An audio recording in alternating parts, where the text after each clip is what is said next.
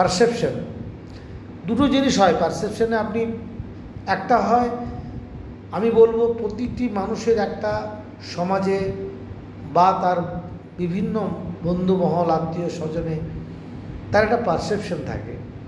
ধরুন রামকৃষ্ণদেব, স্বামী বিবেকানন্দ, কবিগুরু রবীন্দ্রনাথ, সবার সম্পর্কে আমাদের একটা পারসেপশন থাকে।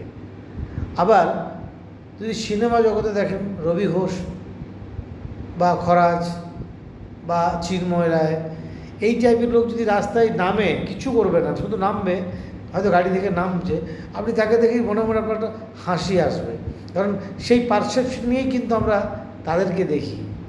যারা গুণী ব্যক্তি হয় তাদের পারসেপশন আমাদের কাছে অন্য ধরনের। তাই আমাদের জন্য কিন্তু আমাদের সবার কাছে আমাদের পারসেপশনটা সঠিক রাখতে হবে, তাহলেই জীবন আরও সুন্দর করে উঠবে।